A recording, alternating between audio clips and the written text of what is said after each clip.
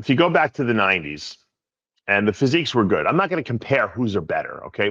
Let's assume they were equivalent, okay? And maybe the guys in the 90s had just better genetics, so that's why there was a bunch of freaks during that time.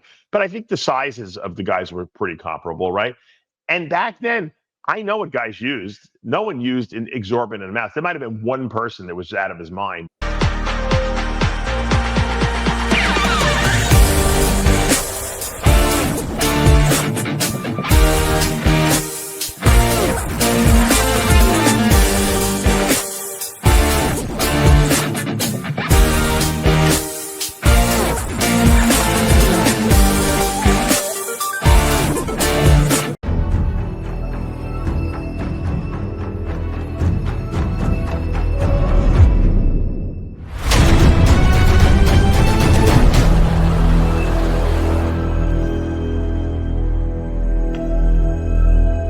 I created Species Nutrition with one mission in mind: to provide bodybuilders and serious athletes with no-nonsense supplements that work. I put my name and reputation on every bottle of Species Nutrition products. If you want to be your absolute best, join the evolution.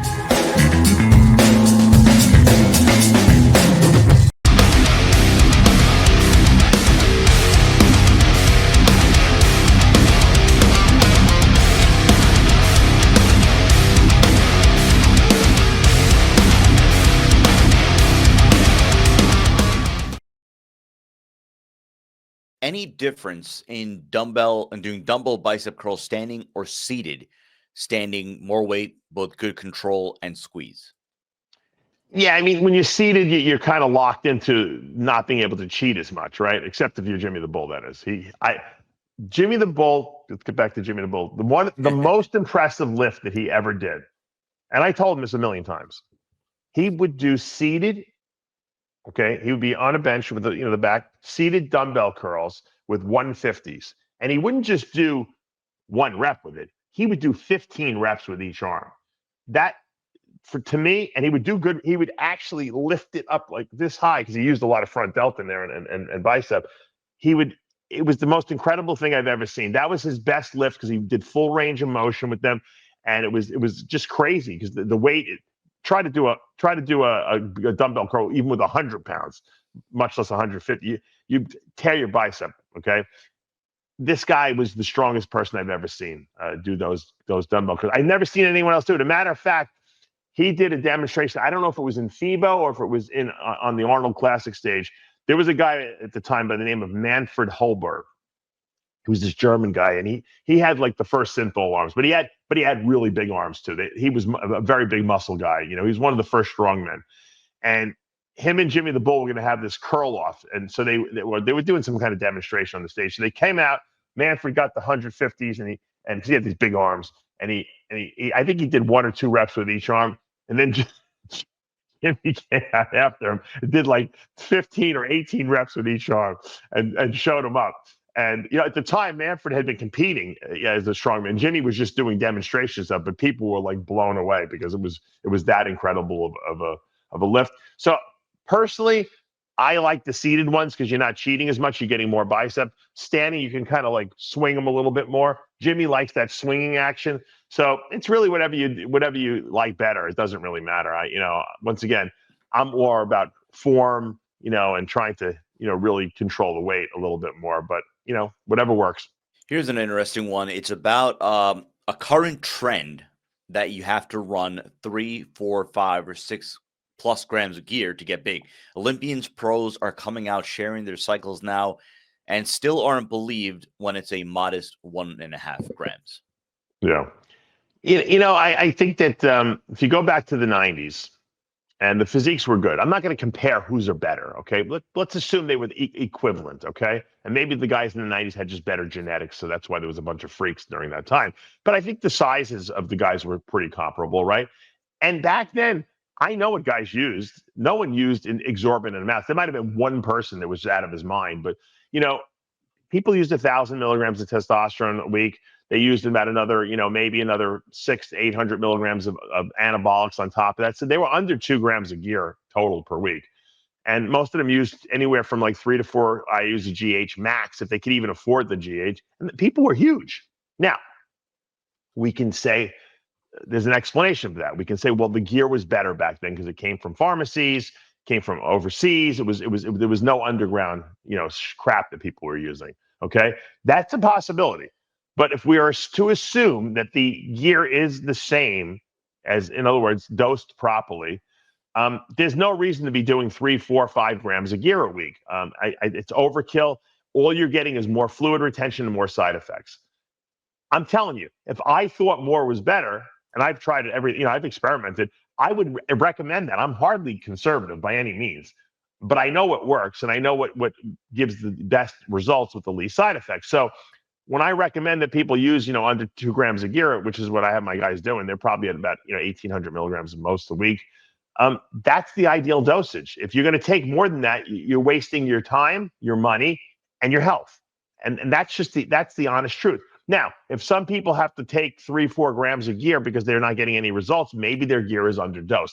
That was the Boston Lloyd theory about gear today, that it's just not dosed properly. But if you know you're getting gear that's dosed properly and you've tested it, or it comes from a pharmacy, there's no reason to do that much. I'm telling you, you're wasting your time and you're just causing more side effects. So I'm not saying that the guys don't use more gear today. They probably do, because the guys are very honest. Most people are very transparent on social media because they get more views that way.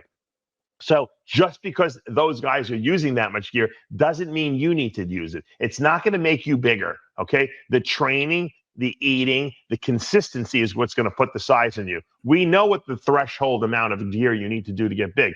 I was 319 pounds on what I'm telling you I was taking, okay?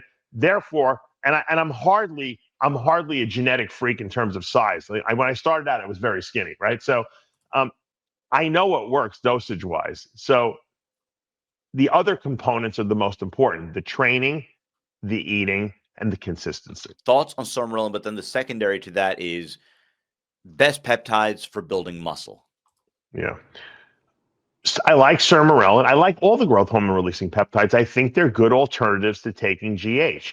They're not anywhere near the same as taking GH, because you're hoping, basically you're taking a GH releasing peptide and then praying that your pituitary can produce enough GH in response to that you'll get an effect from it. That's what you're doing, right? Same thing when you take HCG.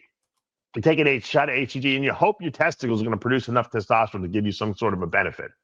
But more than likely, taking 2 shots of testosterone a week is far superior to taking any HCG. Just like taking 2-3 IUs of GH a day is far superior to any Sermorelin or CJC or any of the other hexarelin, any of the other GH releasing peptides. That's just the reality of it.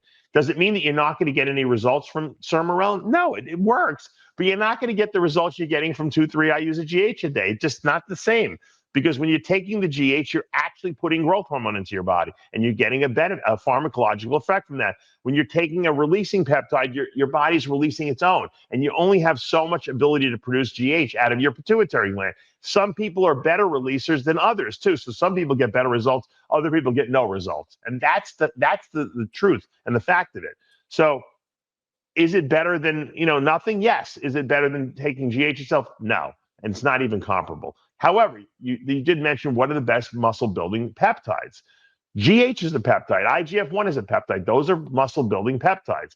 To me, if I'm going to spend my money on any peptides, I don't know of anything that in recent memory, new compounds that have come out that is even close to BPC 157. It's the greatest it's the greatest new peptide, I think, that's come out, period. Because BPC 157 actually causes healing and recovery. I know, because I don't use growth hormone anymore. Ever since I had thyroid cancer, I won't take it at all. And so I use BPC when I'm hurting. And you know what? When I take it, the injury goes away in days.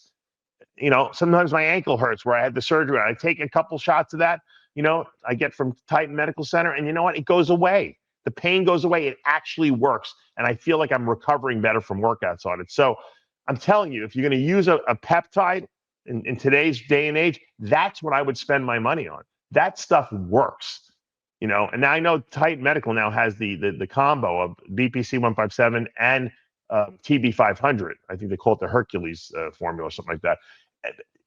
That's it. That's what you should be using for healing and recovery. If you want to grow, take steroids and GH and IGF-1. That's how you're going to. We know that those are the most potent builders of muscle. There's nothing better than that.